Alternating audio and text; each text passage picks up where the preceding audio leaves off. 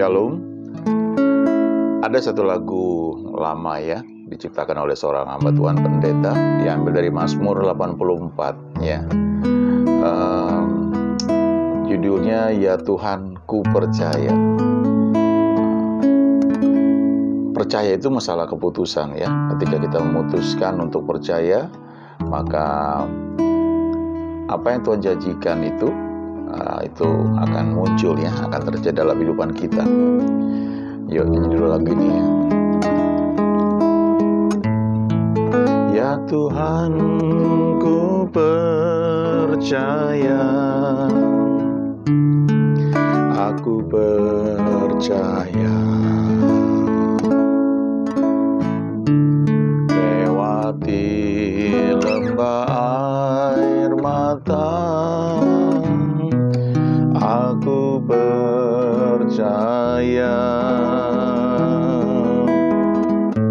firman-Mu ya dan amin, aku percaya, kemenangan sudah Kau jamin, aku percaya.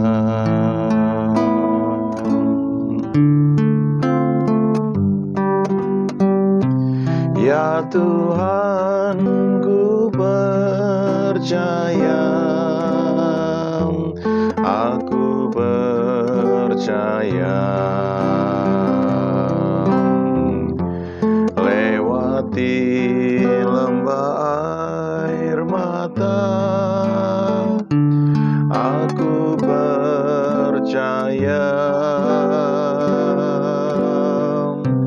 firman-Mu ya dan amin, aku percaya,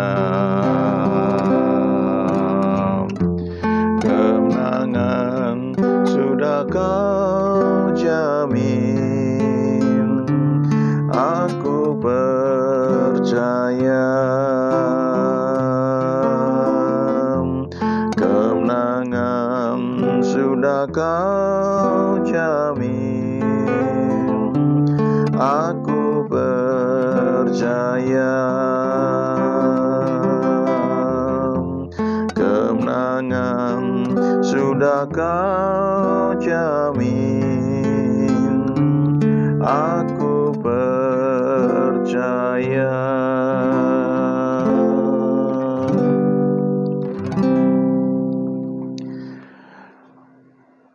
Mazmur 84 ini kita baca ya dari ayat yang ke-5 ya, ayat ke-5. Ada janji yang Tuhan berikan bagi orang-orang yang percaya kepada Dia. Dikatakan di sini ayat 5, berbahagialah orang-orang yang diam di rumah-Mu, yang terus-menerus memuji-muji Engkau. Ayat 6, berbahagialah manusia yang kekuatannya di dalam Engkau, yang berhasrat mengadakan ziarah. Ayat 7, apabila melintasi lembah Baka, mereka membuatnya menjadi tempat yang bermata air. Bahkan hujan pada awal musim menyelubuhinya dengan berkat. Mereka berjalan makin lama makin kuat, hendak menghadap Allah di Sion. Coba kita lihat ya, satu persatu ayat-ayatnya ini. Ayat 5 ya, dikatakan berbahagialah orang-orang yang diam di rumah-Mu, yang terus-menerus memuji-muji Engkau. Jadi ini bicara tentang keintiman ya, orang-orang yang diam di rumah Tuhan, artinya yang fokusnya, yang hidupnya senantiasa dekat dengan Tuhan ya, rumah Tuhan. Ya, jadi orang-orang yang diam di rumah Tuhan tuh, yang terus-menerus memuji-muji Tuhan, ini bicara tentang keintiman ya. Lalu ayat yang berikutnya, ayat yang ke-6, berbahagialah manusia yang kekuatannya di dalam Engkau, yang berhasrat mengadakan ziarah. Ini artinya orang yang fokusnya untuk melayani Tuhan ya.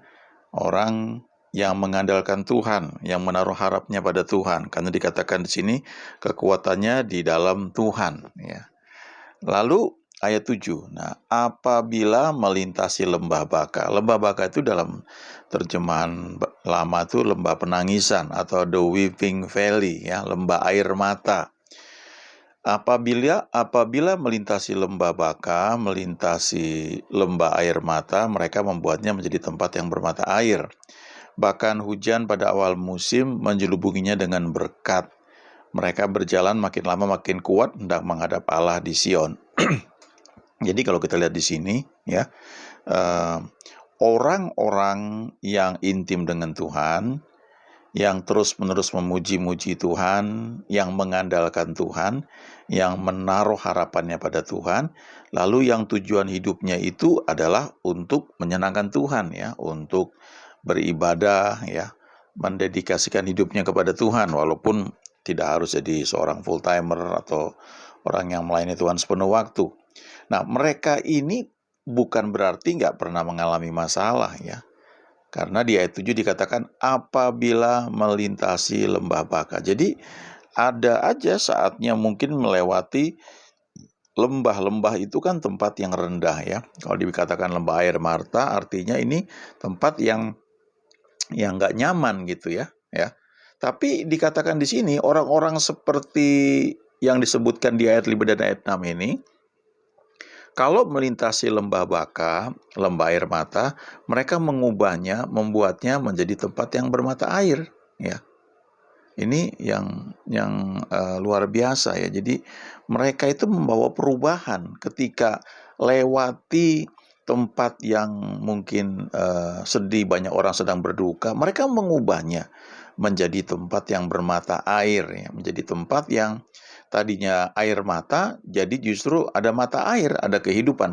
Mata air itu kan lambang kehidupan, ya. Kalau di tengah padang gurun itu ada mata air, maka di situ di sekitarnya akan ada pohon dan sebagainya, ya, ada oase dan sebagainya.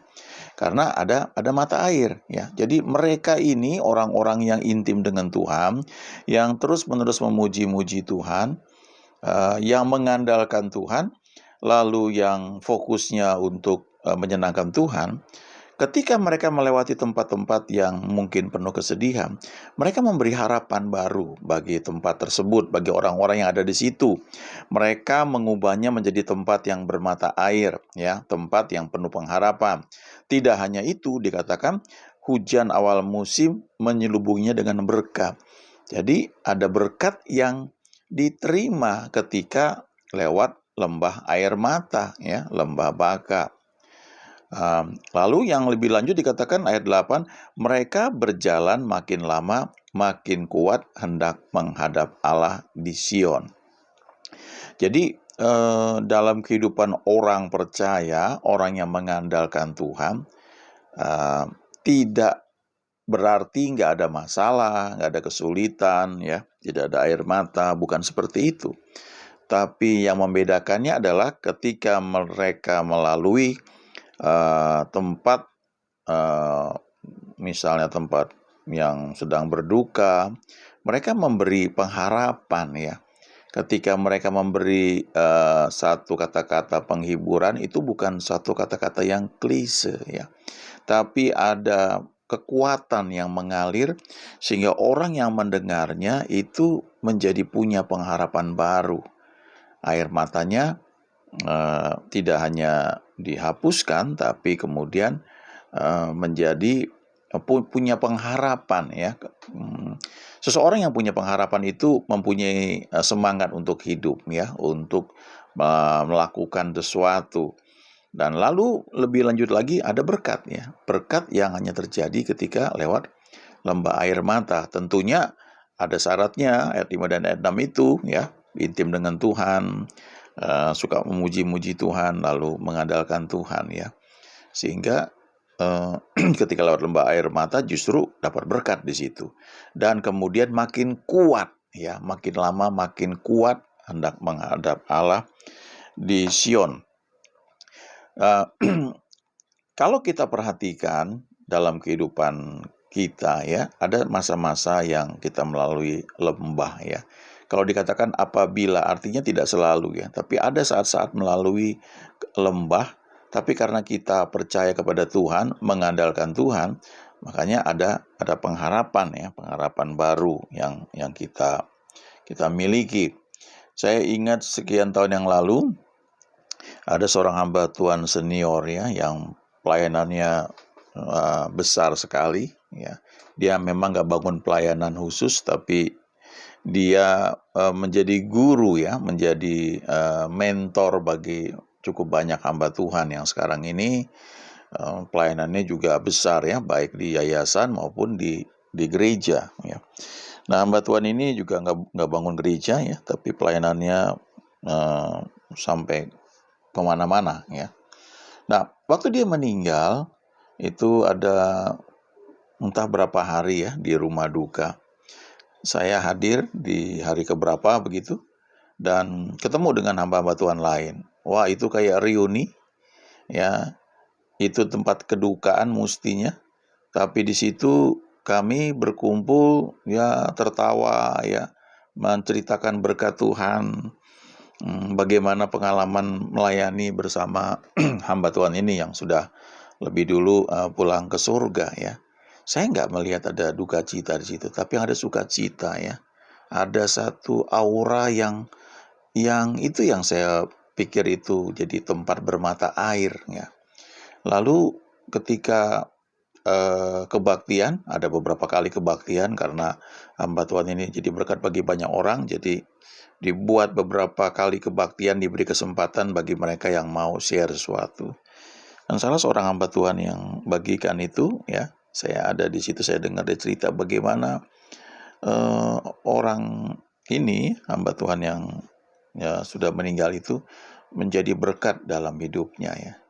Dan itu menjadi tempat yang bayangin ya, di samping peti mati itu kita kayak reuni, kayak ya tertawa gitu ya, tidak ada satu kesedihan karena satu ya, yakin hamba Tuhan itu sudah bersama Tuhan dan kita menceritakan tentang berkat-berkat yang Tuhan berikan ya waktu melayani bersama hamba Tuhan tersebut ya. Nah, ini lembah air mata. Kalau kita ingat Mazmur 23, Mazmur Daud ya, dia juga bilang hal yang sama di sini ya. Kalau kita perhatikan ini ayatnya ya, Mazmur 23. Ada juga ini ya. Mazmur 23, Tuhan adalah gembalaku, takkan kekurangan aku. Ia membaringkan aku di padang yang berumput hijau, Ia membimbing aku ke air yang tenang. Ia menyegarkan jiwaku, Ia menuntun aku di jalan yang benar oleh karena namanya. Lalu ayat 4, sekalipun aku berjalan dalam lembah kelaman, aku tidak takut bahaya. Sebab engkau besertaku, gadamu dan tongkatmu, itulah yang menghibur aku. Ya, jadi di sini dia bilang, ayat 4, sekalipun aku berjalan dalam lembah kekelaman ya, aku tidak takut bahaya sebab engkau besertaku. Jadi ternyata Daud mau bilang di sini, sekalipun dia dikatakan di sini mengatakan Tuhan adalah gembalanya, dia orang yang mengandalkan Tuhan, tapi walaupun dikatakan di ayat 3, Ia menyegarkan jiwaku, Ia menuntun aku di jalan yang benar oleh karena namanya. Lalu ayat 4, sekalipun aku berjalan dalam lembah kekelaman, aku tidak takut bahaya. Jadi ada masanya juga Daud ini lewat lembah kekelaman ya, the valley of death ya, lembah bayang-bayang maut ya. Tapi justru di situ dikatakan di sini ada gada dan tongkat yang menghibur aku, kata Daud di ayat 4.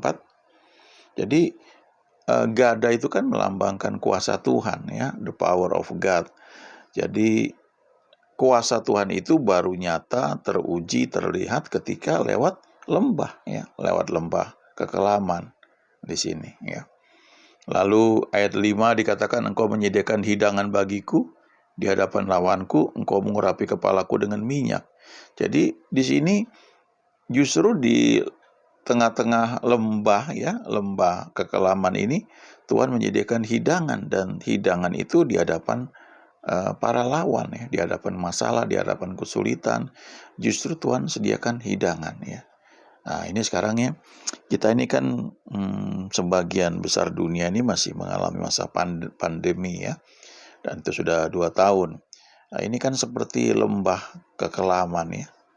ya, juga lembah air mata karena banyak orang yang kehilangan anggota keluarga ya ketika melewati masa-masa seperti ini. Nah, mereka yang tinggal, yang berharap kepada Tuhan, mereka menjadi orang yang semakin kuat ya ketika lewat lembah air mata ya. Kemudian sekarang ini di Mazmur 23 ketika lewat lembah kekelaman ya.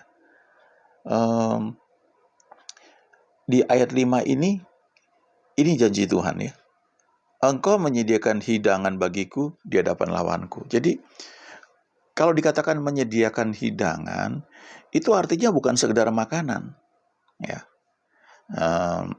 Ada orang yang berpendapat begini ya, satu keluarga nih bilang gini, kita makanlah sekedarnya nggak apa-apa lah, yang penting kan anak sekolah ya, selesai semua tinggi dengan sekolah dengan baik. Itu nggak salah juga ya, tapi kalau kita baca Mazmur 23 ini, Tuhan sediakan makanan tuh bukan sekedarnya ya, bukan asal makan. Kalau ada standar 4 sehat 5 sempurna, Tuhan berikan lebih dari itu. Karena kalau kita baca di kitab Yesaya, kalau kita mendengar dia, dikatakan kamu akan menikmati yang memakan yang baik dan menikmati sajian yang paling lezat. Jadi tidak hanya makanan yang baik yang Tuhan sediakan, yang mungkin 4 sehat 5 sempurna ya, dulu suka pada istilah seperti itu ya, makanan yang sehat. Tapi juga kita bisa menikmati sajian yang paling lezat. Artinya lidah kita ini bisa mengecap makanan yang enak. Dan itu lewat mulut kita ya, bukan lewat alat bantu yang bagi sebagian orang yang sedang sakit mungkin perlu dibantu makannya lewat selang ya. Percaya janji Tuhan. Tuhan itu menyediakan bukan hanya makanan yang cukup untuk tubuh kita dan memberikan kesembuhan, tapi dia juga menyediakan makanan untuk dinikmati. Bahkan kalau kita baca dari awal di kitab Kejadian waktu Tuhan menciptakan manusia, lalu manusia Adam dan Hawa itu ditaruh di taman di Eden, dikatakan di situ Tuhan itu menumbuhkan berbagai pohon yang menarik ya, yang baik dan menarik buahnya untuk dimakan ya. Jadi ternyata lebih dalam lagi ya. Yang Tuhan sediakan itu tidak hanya makanan yang cukup, yang sehat, ya bukan sekedar ada ya, bukan yang penting asal kenyang ya.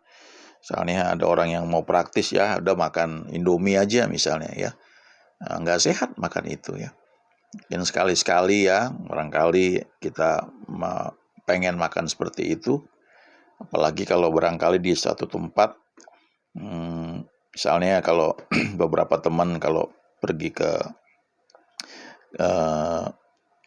Holy Land trip ya, oleh Holy Land Tour ke Israel, maka kalau lewat seperti Mesir ya, itu nggak semua mungkin suka makanannya, maka mereka bawa Indomie ya.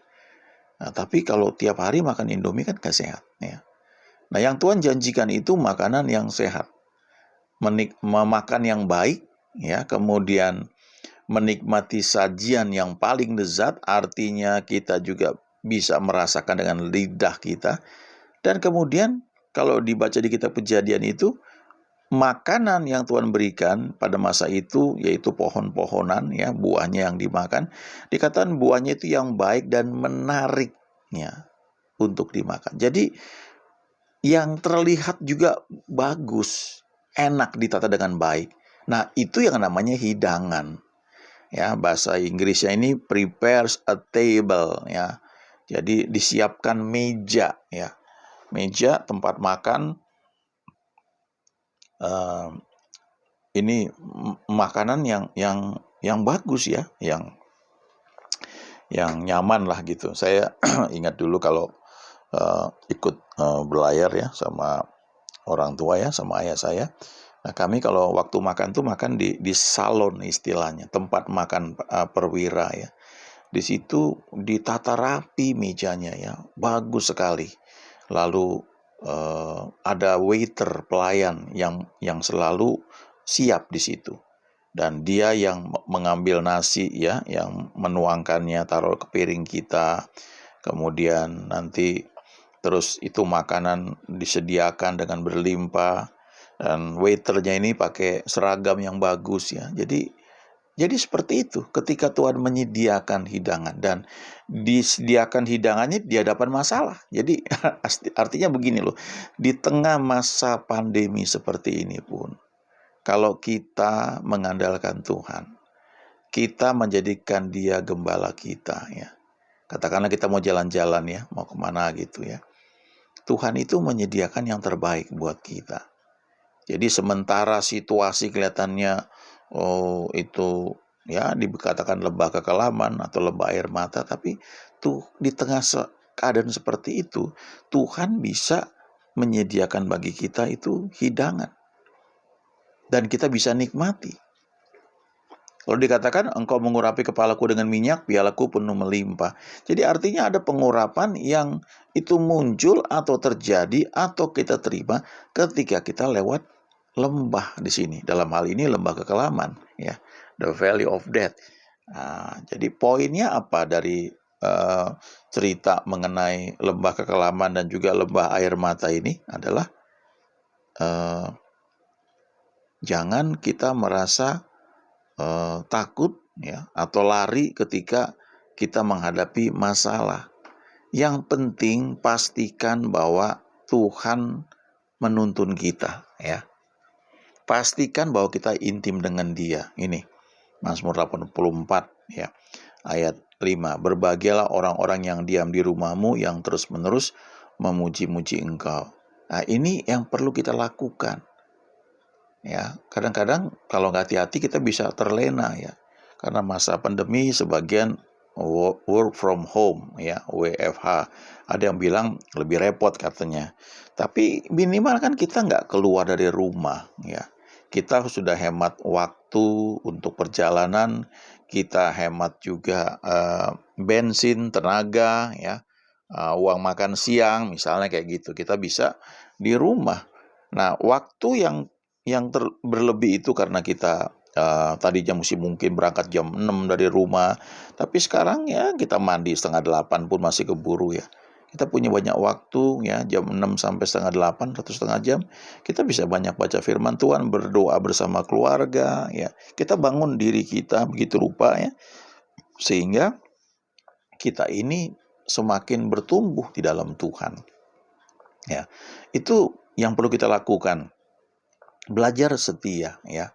Ketika kita nggak bisa ibadah on-site misalnya, jadi hanya online. Apa yang bisa kita lakukan ya? Jangan sampai ketakutan itu mencengkeram kita. Terus kita di kamar aja nggak ngapa-ngapain, nggak berani keluar ya. Atau ya tentu kita harus lakukan bagi kita dengan baik ya. Tapi maksud saya adalah jangan sampai ketakutan itu mencengkeram kita dan kita nggak ngapa-ngapain gitu. Coba do something, ada sesuatu yang bisa kita lakukan ya. Kalau dalam hal ini adalah ya terus intim dengan Tuhan, mengandalkan Tuhan. Lalu ketika lewat lembah air mata ya, ini janji Tuhan. Kita nih yang mengandalkan Tuhan, kita mengubah tempat yang penuh air mata itu menjadi tempat yang bermata air. Kita menjadi berkat, kita memberi kekuatan bagi orang lain ya. Ada berkat yang kita terima ya ketika lewati lembah air mata. Lalu kita makin kuat ya, makin menyala-nyala untuk melayani Tuhan. Kemudian di Mazmur 23 tadi saya tunjukkan lagi ya. Kalau kita menjadikan Tuhan adalah gembala kita, dikatakan di sini sekalipun lewat lembah kelam tidak takut bahaya. Tuhan beserta kita, ada gada, ada mujizat, ada the power of God, ada perlindungan Tuhan, ada guidance, ada tuntunan Tuhan, itu yang menghibur kita. Lalu dikatakan, engkau menyediakan hidangan bagiku di hadapan lawanku, artinya ada kuasa menikmati. Ini kalau hidangan tentu nggak hanya bicara tentang makanan ya, tapi ini bicara tentang fasilitas, kualitas hidup yang Tuhan sediakan buat kita ya. Kuasa menikmati ya, di hadapan masalah yang sedang terjadi. Lalu ada pengurapan ya, karena dikatakan di sini engkau mengurapi kepalaku ya dengan minyak, pialaku pun melimpah. Lalu kebajikan dan kemurahan belaka akan mengikuti aku seumur hidupku, dan aku akan diam dalam rumah Tuhan sepanjang masa. Saudara, ini penting ya di ayat 6 ini. Saya sering beberapa kali mendengar ketika kebaktian pemakaman atau penghiburan. Ayat ini dibacakan, khususnya ayat 6. Kebajikan dan kemurahan belaka akan mengikuti aku seumur hidupku, dan aku akan diam dalam rumah Tuhan sepanjang masa. Mungkin ya nggak ada salahnya juga ya, tapi menurut saya ayat ini bicara khususnya untuk kita selagi kita hidup di dunia ini. Yang dikatakan kebajikan dan kemurahan belaka akan mengikuti aku seumur hidupku, yaitu waktu kita di dunia ya. Waktu kita pulang ke surga ya udah jelas itu semuanya enak ya, karena Tuhan menyediakan yang terbaik, semuanya ada di sana. Tapi ini firman untuk kita hidup di dunia ya. Di tengah masalah, di tengah situasi yang gak nyaman, lewat lembah air mata, lewat lembah kekelaman, ini janjinya kebajikan dan kemurahan belaka akan mengikuti aku seumur hidupku, atau mengawal aku ya. Dan aku akan diam dalam rumah Tuhan sepanjang masa. Ini bicara keintiman ya. Bicara kehidupan kita di dunia ini, di tengah situasi yang mungkin gak nyaman, tapi kita intim dengan Tuhan. Itu hal yang perlu kita ingat ya, kita pegang. Kalau kita menjadikan Tuhan gembala kita mengandalkan Dia, maka situasi apapun boleh terjadi. Orang lain mengalami, ya kita mengalami, tapi bagaimana kita bersikap itu akan beda sekali ya. Karena kita memang mengandalkan Tuhan ya. Kita perlu ingat itu ya. Ingat baik-baik, surat Yohanes berkata, Tuhan adalah kasih, God is love ya. Karena Dia adalah kasih dan Dia gak pernah berubah, dahulu, sekarang, dan selama-lamanya, maka kita bisa berkata bahwa Dia selalu merancangkan hal yang baik buat kita. Dan karena itu kita bisa berkata bahwa God is good all the time. Amin.